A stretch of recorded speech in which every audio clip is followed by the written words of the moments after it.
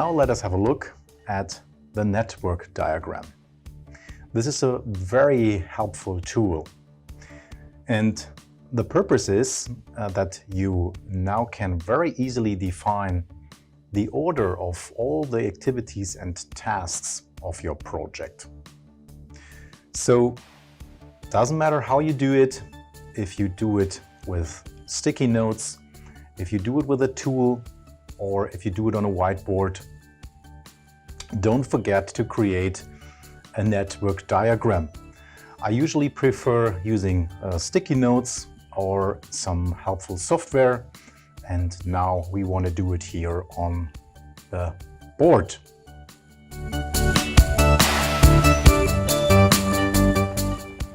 On a network diagram, we draw for each task or activity a node. Let's have a look how this node looks like. So each task or activity is a node. You draw a box. This is nearly a box what I did over here. And what you have in this box is you write in the middle the name of the task, so the ID or the name of the task. So you can say you have here the task name, right? So could be like requirements, or design, or testing, implementation, or create the backend, whatever the name of the task or activity is. So what else do you have?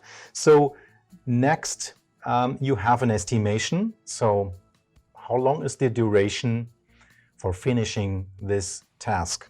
So this estimation you usually put over here. So you write on top, out of the box, actually the estimation.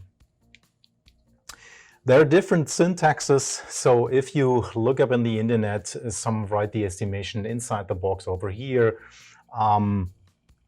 This is actually personal preference, so to say.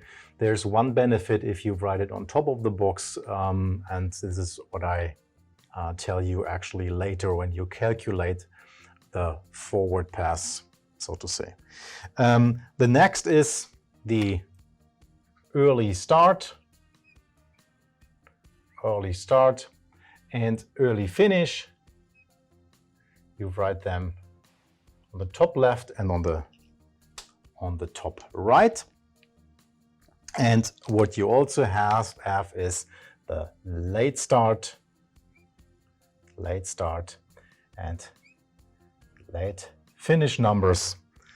So bottom left and bottom right. So one thing is then still missing, and this is the float, and you write the float or slack inside the box.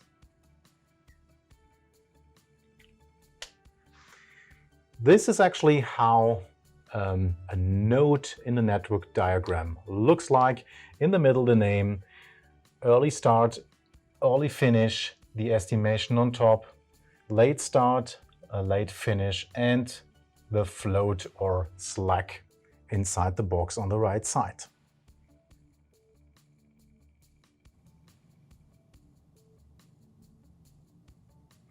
So what is the early start then? Well, the early start is the earliest time an activity can be started in your project.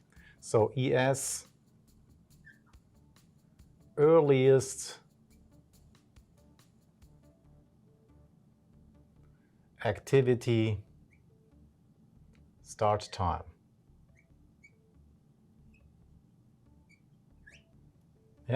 And therefore, the earliest finish is the earliest time an activity can be finished. So EF is the earliest activity finish time.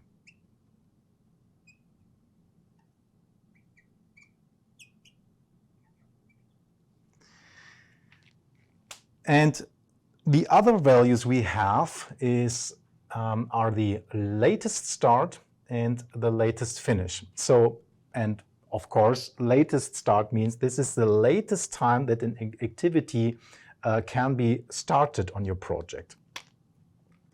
So, ls, latest activity start time. And LF is latest activity finish time.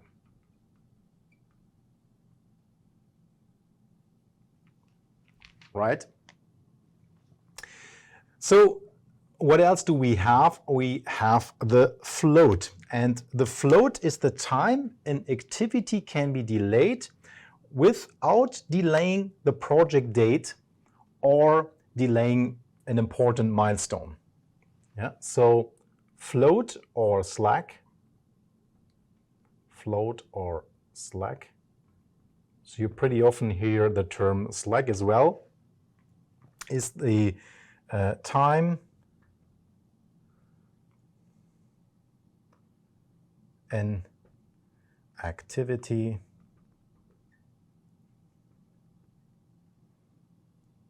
can be delayed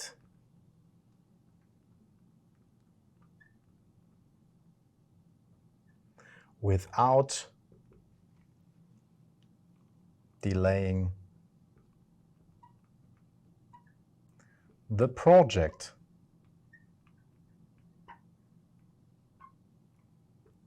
So without delaying the project.